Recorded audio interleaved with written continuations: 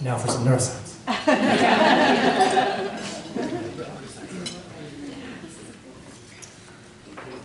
Okay, check one. All right.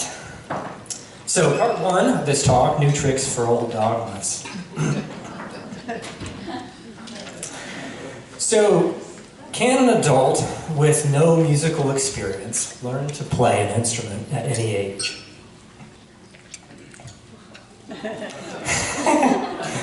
Or do you need to be young and, even better, born with talent to learn to play an instrument? Is it really true that some people are just born with musical ability, or mathematical, or artistic, or athletic? It's a question that I was pondering back in December of 2001. My family had just given me a banjo for Christmas. And I was in the first year of my neurology residency, working up to 90 hours a week, sometimes more, but we weren't allowed to tell anybody. And so maybe I could squeeze in 20 minutes or so of practice 2 or 3 times a week if I was lucky. Plus, I didn't have access to an instructor. So, should I even bother trying? Was I delusional to think that I could really learn to play the banjo? At that time, most people's answer to that question would have been an unqualified yes, I was delusional. But it's ultimately not a matter of opinion, it's a matter of science. In particular, it's a matter of neuroscience. Now, in 1913, Santiago Ramon y Cajal, who's considered to be the father of modern neuroscience, said the following: In adult sinners, the nerve paths are something fixed, ended, immutable. Everything may die, nothing may be regenerated. That's a pretty bleak assessment.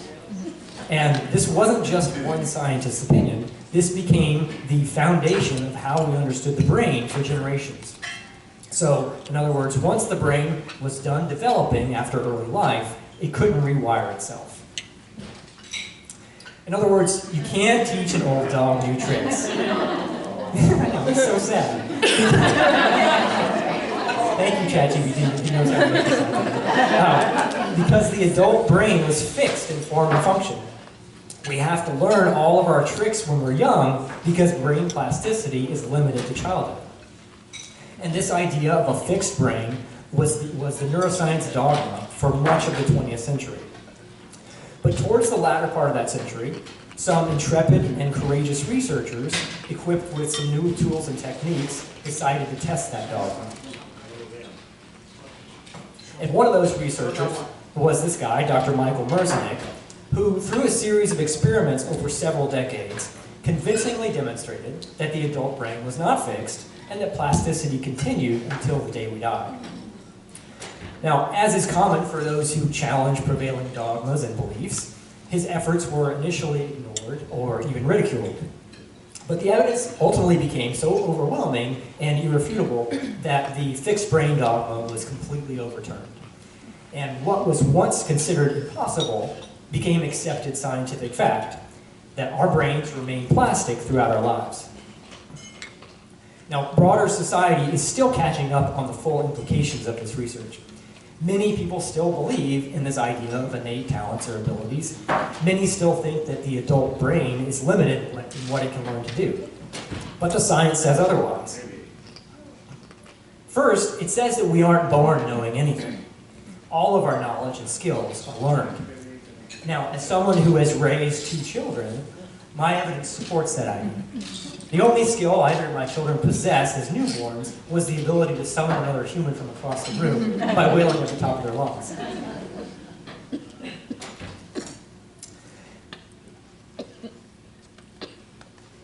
There's that slide. When we're born, our brain has the processing power of a Google data set, but it has no software, no apps, no programs running. It's a supercomputer waiting to be programmed. And the wondrous thing about our brain is that it can program itself. It writes the code that it needs to equip us with the knowledge and skills that we need, and it does so by reconfiguring its connections or its synapses. That's what happens when we learn anything. And second, this self-programming through synaptic reconfiguration never stops. The brain remains plastic throughout our lives. So, to answer the original question, yes, an adult can learn a musical instrument at any age, also banjos procreate, regardless of prior experience, because the neurological mechanisms that enable it are lifelong. I know this because that's what the science says. I know this from my own personal experience learning multiple instruments. And I know this from having helped thousands of adults from around the world do the same, including multiple beginning musicians in their 80s and even 90s. The gift of a plastic brain isn't just about learning music. It means we can reshape our capabilities at any age, in any direction we choose. It's a gift that equips each and every one of us with extraordinary potential. But to realize that potential, we must know how to use it. Now for another song.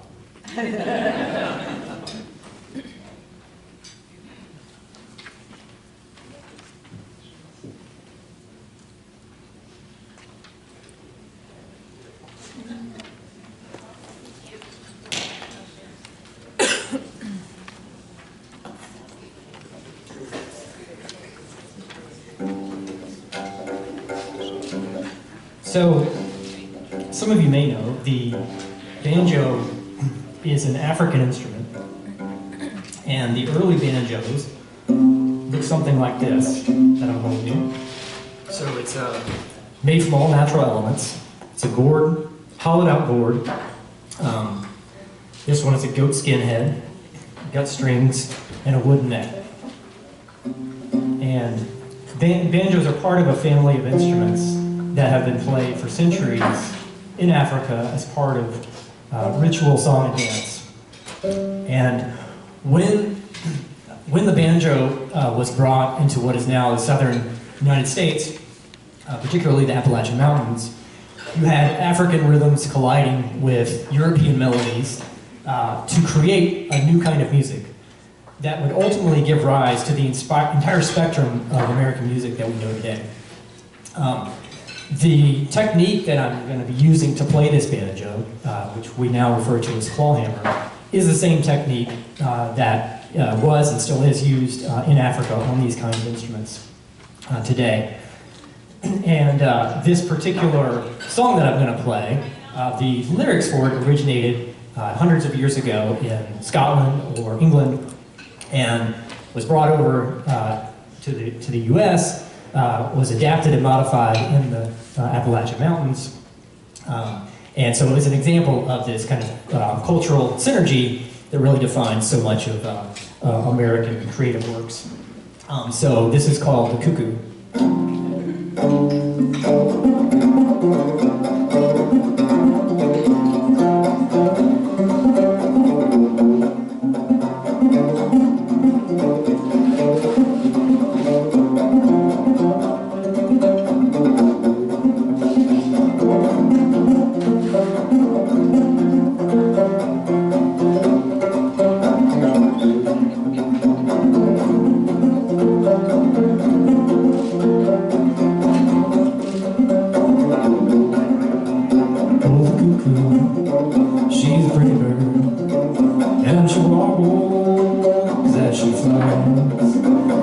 never, world is cuckoo, till the 4th day of July.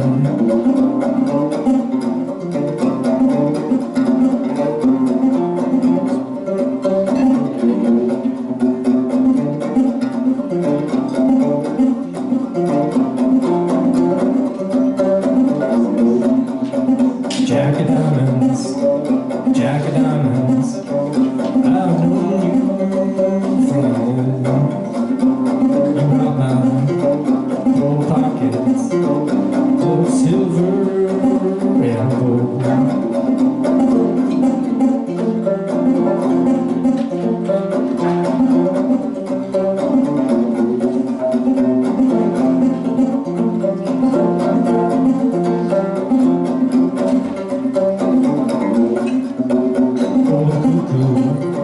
She's a pretty bird, and she walks as she flies, and she never walks cuckoo till the 4th day of July.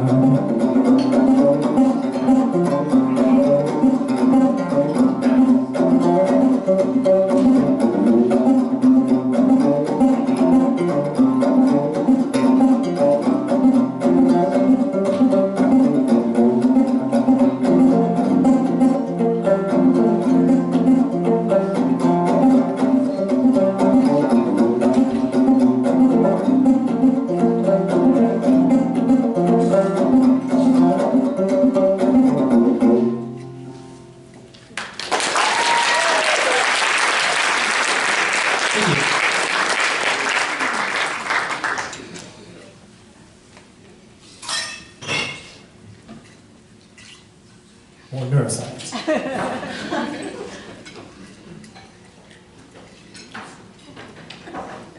This was the image that was supposed to go with that song. So we have the left there is a painting from the 18th century depicting one of those early banjos. It's actually the earliest painting of one of these chord banjos.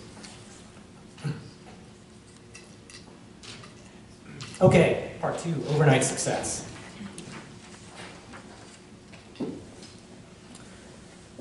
So, as I said, we know that our brain remains plastic throughout our lives, which is why we can learn anything at any age.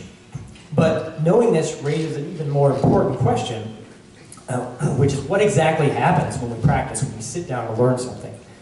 It's natural to assume that we're getting better during the practice itself, that progress happens while we're actually doing the work. But is that true? In 2002, a landmark study was done that revealed something profoundly important about the true role of practice.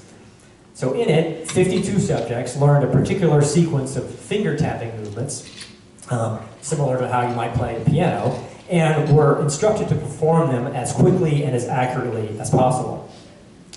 And the subjects were trained on the task either in the morning or in the evening, and then retested 8 hours later. So in the evening group, that 8-hour interval included sleep, and in the morning group, it didn't. So what did they find? So they found that the group whose interval included sleep now performed significantly better on the task than they had in their first training session. So they were better than they'd ever been, despite having done nothing but sleep in the intervening time. And the group that hadn't slept didn't improve at all. So what does that mean? It means that sleep isn't just required for learning, it's when learning happens. It's because in order to learn anything, our brain must change, and it must regrow and remodel its connections. And it's during sleep when our brain does that rewiring, based on what we did the prior day. Sleep is when the brain reprograms itself. So it means our entire goal when we practice or learn is to stimulate that reprogramming, period. It means that the entire field of education is ultimately the science of stimulating brain change. It means that when we sit down to learn anything, our goal isn't to get better then. Our goal is to stimulate brain change when we sleep that night, so that we're a little more skilled the next time around. And when we view learning through this lens, we find that many of our common methods are either unproductive or even counterproductive. So for example, in another influential study, researchers tested 4 groups of British postal workers on a typing task that was used in mail sorting. And they had each group practice for 60 hours total. But they varied how often and how long each group practiced. So one group did 2 2-hour sessions for just 15 days. Another did 1 2-hour session for 30 days. One group did 2 1-hour sessions for 30 days. And one did 1 1-hour session for 60 days. So you had 4 different groups, all and with one extreme practicing for 60 hours over 15 days, and the other that same total amount of time over 60 days. But again, total practice time is exactly the same. So what do you think they found? It wasn't even close. So learning was by far most effective when the practice was given 1 hour a day for 60 days. And the worst group was the one that was doing the 2 2-hour sessions for 15 days. So why is that? It's because learning requires brain change. Learning happens in a physical organ, our brain. And just as there's a limit to the amount of muscle growth that can occur in a day, there's only so much change that can happen in a given area of the brain in a given amount of time. This is why a pianist who practices for 20 minutes several times a week will progress much faster than one who practices for 8 hours on a single Saturday. So what's the lesson here? Our success in learning anything is determined entirely by how well we stimulate and support brain change. Full stop. It's not about the brain we have, it's about the brain that we build through practice. It's not about talent, it's about training. And most surprisingly, it's not about what happens during practice, but what happens when we sleep. So now that we understand that the name of the game is stimulating plasticity during sleep, the next question is how? What must happen when we practice in order to stimulate brain change? But first, the song. So for this one, I would like to invite my favorite musician in the whole world, my daughter Julie and Ellen, up to the stage. She's going to help me sound way better.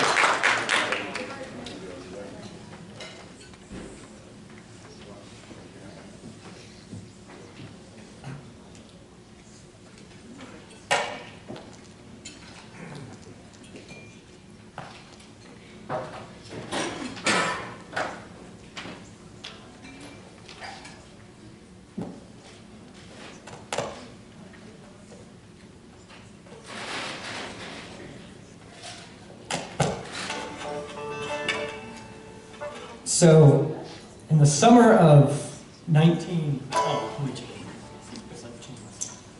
Hit enter. Or hit the right arrow. There you go. All right. So in the summer of 1927, a series of recording sessions were held in the town of Bristol, Tennessee, that would change the course of music history. And the purpose of those sessions was to commercialize the music and musicians of the Appalachian Mountains.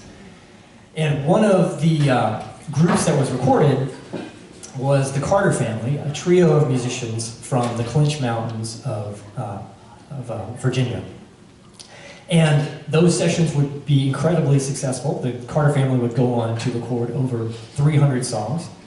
Most of those songs were not ones that they'd written, but ones that they'd collected and so had been sung for generations. And that includes the song that we're going to sing, Bury Me Beneath the Willow, which was the very first song that the Carter family recorded. So it's the song that not only launched the career of the Carter family, but also an entirely new genre that we now know as country music. So here is Bury Me Beneath the Willow.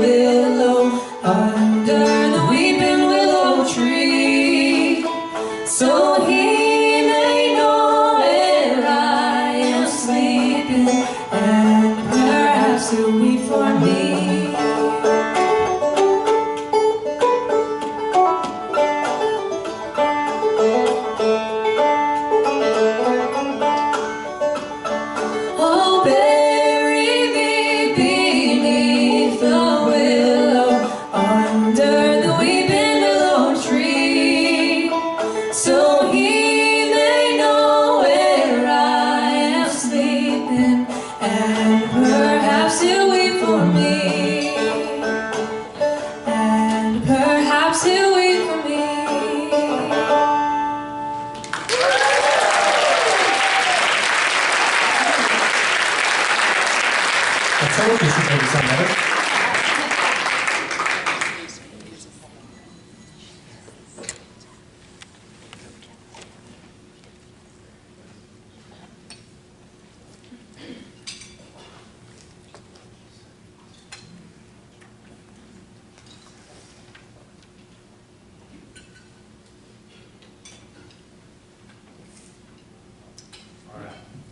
Part 3, failing to learn. So, as I said, to learn anything, we must stimulate brain change. And the ability to change our brain is a gift that we retain throughout our lives. And yet, the older we get, the less we tend to use that gift. So why is that? What is required to stimulate brain change? And why might we do less of it as we get older? Let me ask you this. Why do our muscles grow after we lift weights? Especially if we lift until we're near total exhaustion, to where we can barely lift them anymore. It's because it sends a signal that our current level of strength is inadequate. And so our body responds to that signal by growing stronger muscles. The exact same principle applies to our brain. As I said, our brain rewires, and our brain remains plastic throughout our lives, ready to rewire itself based on our experiences. But to tap into that plasticity, to stimulate growth, we must send the signal that our current cognitive capabilities, the current status quo, is inadequate. And what sends a signal to our brain that the status quo is inadequate? Mistakes. So if we practice and make 0 mistakes, then what does that say? It says that everything is perfect as is. If it ain't broke, don't fix it, right? So the only way to send the brain the signal that it needs to rewire is by screwing up. Mistakes are how we stimulate the brain change that happens during sleep. So if making mistakes is necessary for learning, how many mistakes should we be making? Clearly we can make too few. What about too many? So, turns out research shows there's a sweet spot, or a Goldilocks zone. In studies, subjects who learn most effectively are the ones who choose tasks where they're making mistakes 25 to 50% of the time. That means messing up 1 out of 2 to 4 times leads to the most progress. Mess up less than that, and you don't stimulate brain change, you don't get better. Perfect practice doesn't make perfect because it doesn't stimulate change. Here's another really interesting thing. We have to care about those mistakes. So if you monitor the electrical activity in someone's brain when they're practicing, there's a very specific kind of waveform that you'll see after they make a mistake. The name for this waveform is feedback-related negativity. Now, as I said, it occurs after someone has made a mistake, but only if they noticed that they made a mistake. And we know that this is necessary for learning to occur because both the presence and the size of this brain activity predicts whether that practice will lead to future improvement. This activity is the electrical signature of a brain that's decided that something is worth changing for that night during sleep. And it only occurs after we notice we've made a mistake. So to learn, we need to mess up 25 to 50% of the time, and we need to care about messing up. But here's something also crucial. Caring about mistakes doesn't mean getting frustrated or upset by them.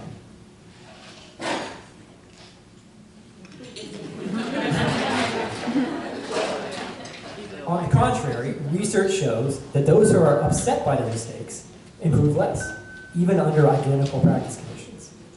Now, young children, master learners that they are, aren't bothered by mistakes. In fact, research clearly shows that the most effective learners, those who reach the highest levels of expertise, are those who view mistakes as the golden opportunities for growth that they are.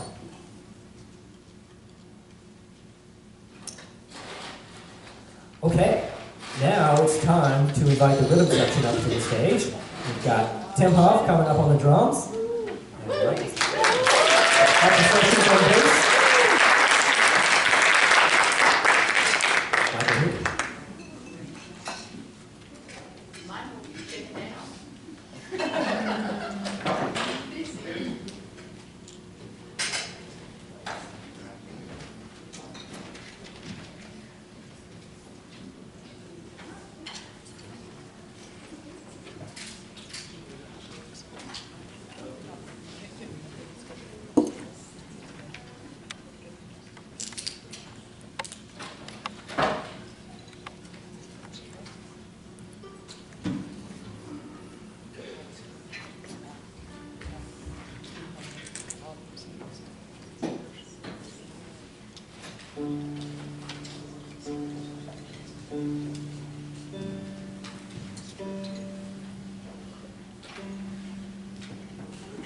All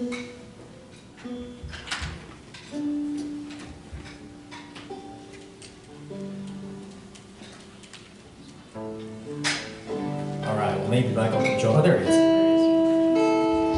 So, this next song was written by this woman, Ola Reed, one of the most influential banjo players of the 20th century. Ola was born in 1916 in western North Carolina, and she was a force of nature, oblivious to cultural norms and trends, and as a result, enjoyed a decades-long career in music. She was not only a banjo player, she was a songwriter. She wrote over 300 songs. She was an entrepreneur. She opened and ran her own music venue. And she was a humanitarian, opening up her home to children and adults in need as a refuge for most of her life. And I think Ola life and story is a reminder of the power of authenticity and living life on your own terms. And this song that we're about to play is one of hers that she wrote, called High on a Mountain.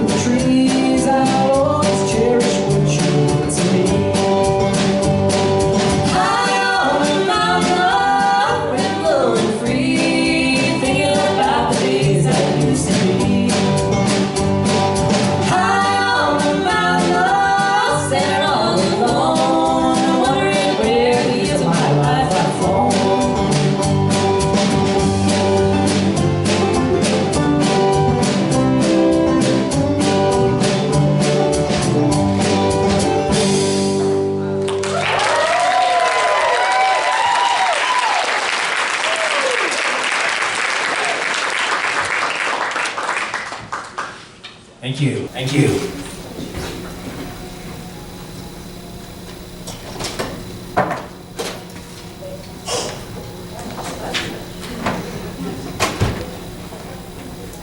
Okay, future-proof. So we are now in the midst of the most significant transformation in human work and life in our lifetime. Unlike any technology before it, artificial intelligence isn't just changing the tools that we use, it's changing what it means to be an expert at anything. Now, this might be a bit unsettling, but I also think it's the greatest opportunity we've ever had. So my overarching mission is to help people get the most out of their brains, which I consider to be the most direct route to helping people realize their potential. And having studied the brain and learning and plasticity from my life, I can say without a doubt that there is far greater potential in every brain than most anyone realizes. And that's because of the brain's tremendous capacity for lifelong learning. But there are two major limiters of that potential. The first is the myth of innate or inborn talents and abilities.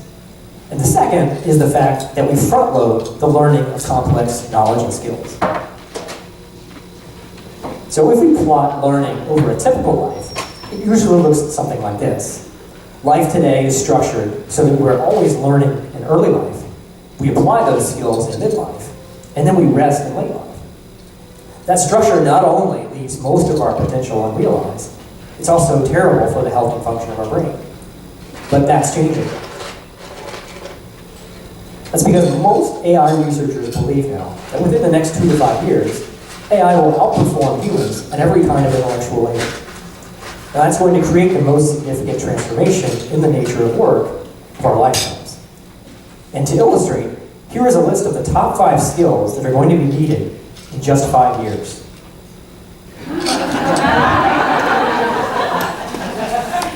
Nobody has any idea.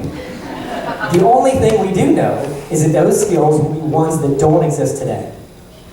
Now that does not mean that there won't be anything for us humans to do, but it will mean that what many of us do day in and day out will look very different than what it does today. The goals of what we do may not change, but how we accomplish them surely will. Which brings us to the most important skill anyone can possess in this new world. Knowing how to learn. So in a rapidly changing world, knowing how to learn is the only evergreen skill. So back to the unprecedented opportunity that's now in front of us. Until now, providing the most effective education has been an unsolvable problem. We've long known that one-on-one instruction is the best. It's known as the 2 sigma problem. So that's to describe the fact that a student who receives one-on-one instruction outperforms 98% of the students in a traditional classroom setting who are receiving one-to-many instruction. So 2 standard deviations. And it's one more bit of evidence showing that how we learn determines what we can achieve. Now, why is one-on-one instruction so much more effective? Remember that effective learning is all about stimulating plasticity, and if we stay in the Goldilocks zone of challenge, continued progress is a biological certainty. The problem is that everyone's Goldilocks zone is unique and personal. With one-to-many instruction, it's impossible to tailor it so that it's in every student's Goldilocks zone. The only choice is a one-size-fits-nobody approach. We simply couldn't provide personalized instruction at scale. But now we can. Imagine everyone in the world, of any age, having access to a personal tutor who is endlessly knowledgeable, understands the cutting-edge science of learning and plasticity, and can perfectly tailor instruction to each person's needs, always ensuring that it's in their personal Goldilocks zone of challenge. There's a beautiful irony here. AI is simultaneously creating the greatest need for lifelong learning, while providing us with the most powerful tools for meeting that need that we've ever had. As I said, there is far more potential in every human mind than most anyone realizes. And the great promise of AI is that it can help us release that potential at scale. Now for some music.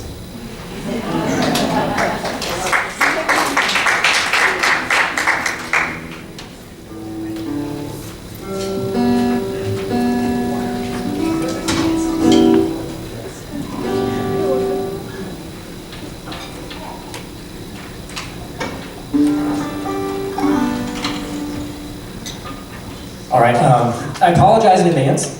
This next song stinks. Had to be done. No, I did that myself. So this song was written by another influential banjo player, Loudon Wainwright. Loudon released his first song in 1970. And now 55 years later, he's still writing, recording, and performing music. And like Ola Bell Reed has enjoyed a very long career in music, thanks to an authentic and unconventional approach. For me, Loudon and this song is a reminder for us to stop taking ourselves too seriously. This song is called Dead Skunk.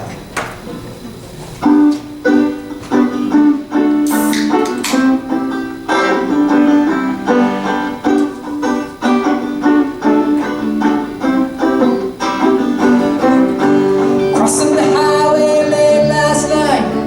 Should've looked left and he should've looked right. He didn't see the station wagon car. The skunk got squashed and there you are. You got your dead skunk in the middle of the road. Dead skunk in the middle of the road. Dead skunk in the middle of the road. And he's stinging to high heaven.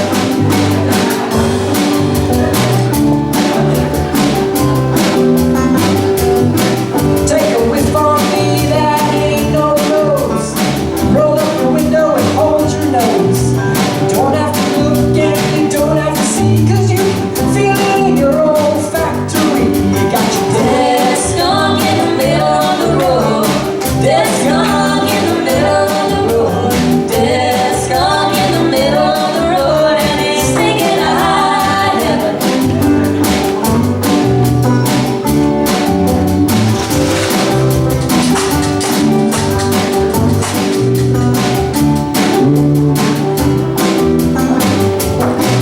Well, you got your dead cat and you got your dead dog. On a moonlit night, you got your dead toad frog. Got your dead rabbit and your dead raccoon. The blood in the dust that gonna make you swoon. Dead skunk in the middle. Dead skunk in the middle of the road. Dead skunk in the middle of the road. And he's singing a high heaven. Everyone. Dead skunk in the middle of the road. Dead skunk in the middle of the road. Dead skunk in the middle of the road. And he's singing a high heaven.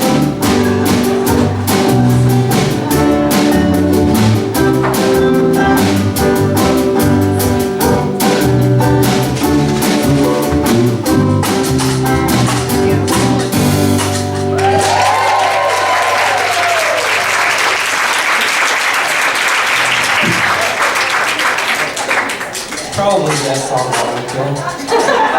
One of the only.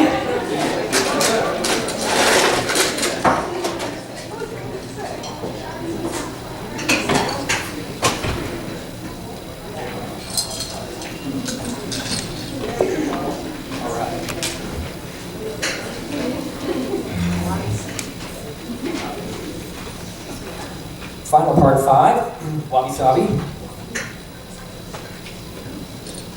So it's understandable to wonder whether in a world where AI surpasses human capabilities at everything, there will still be a need for humans at all. But we've actually faced these kinds of questions before, including all the way back in the 1890s. That's when the player piano was invented. Now, a player piano can take any piece of music, no matter how complex, and play it with perfect accuracy.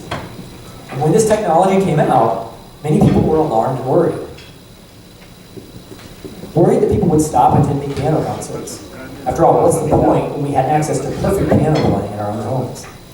Worried that people would stop learning the piano. After all, what's the point if there's a machine that can do it better? And that, my friends, is why people no longer play the piano or go to concerts. Actually, that's not what happened at all. What really happened was the exact opposite.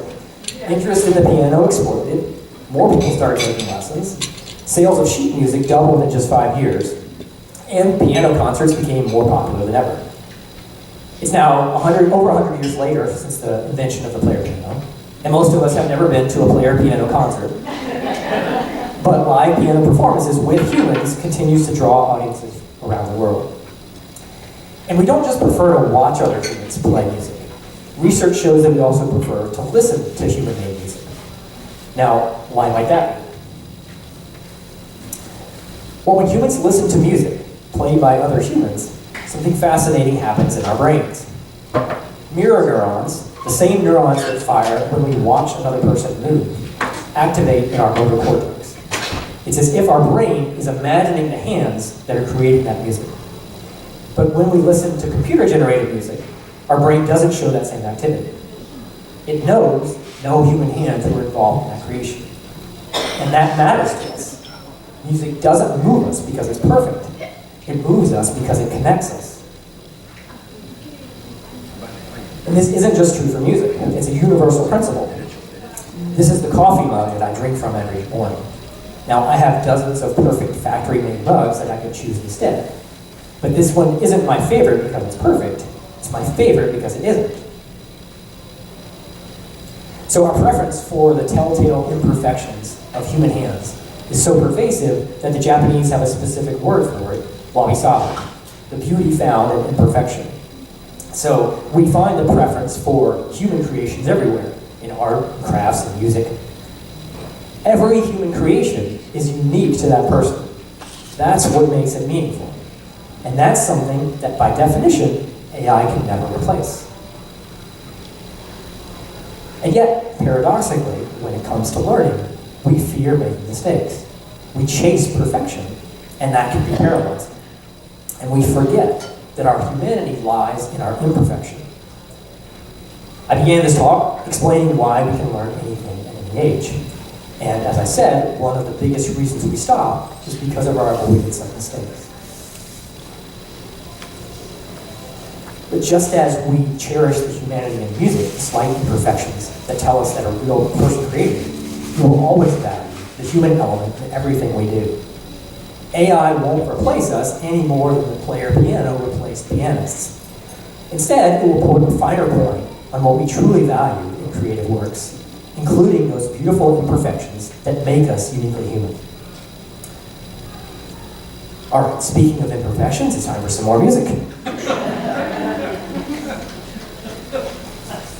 Those motor neurons go.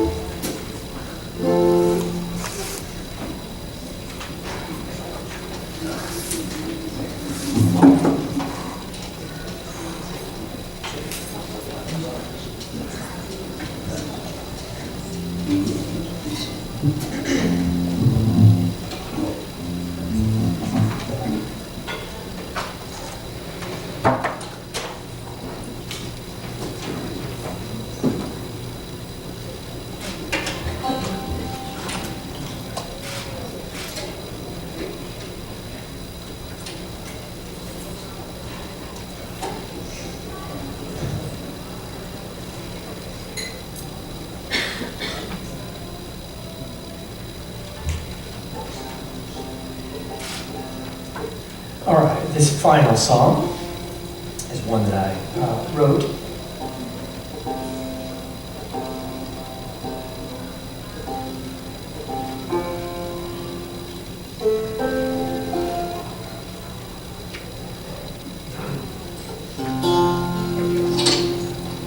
So, one of the things that hold us back from challenges is the fear of failing, the fear of mistakes, the fear we won't live up to our expectations. This song is a reminder that the joy doesn't come from our wins and losses, but it comes from the struggle itself. It's called Inside the Ring.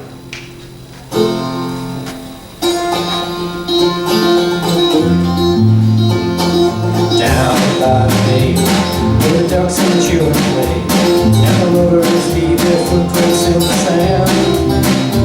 When Captain first his lips, say climb aboard my ship, but I can find, say I'll be fine right here on land. By and by, some will rise, his white bright line will fill my eye, and I'll get one more chance to take another swing. Surely there's a chance that I might miss. I don't know much, but I know this, I feel alive when I set foot inside the ring. On a cool summer night, where everything felt right, and the sounds of laughter rippled through the air. Where a girl I barely knew said I'll take a chance on you, but I said no, let's take it slow, girl, stay right there. By and by, the sun will rise, its white bright light will fill my eyes, and I'll get one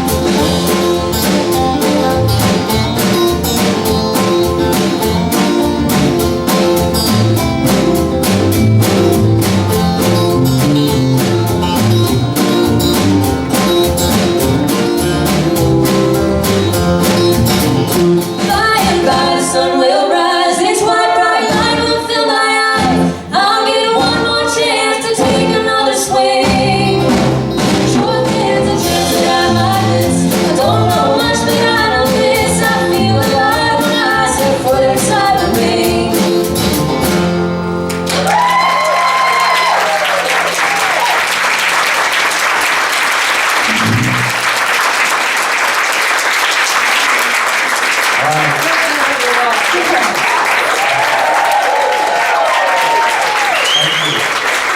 Let's hear it for the rhythm section.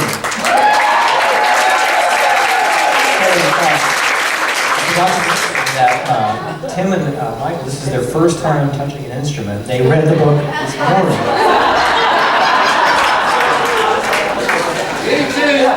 Last night, correct, yeah. They took a nap. All right, well, thank you all. Feel free to continue to mingle. The bar's still open, and we have an announcement.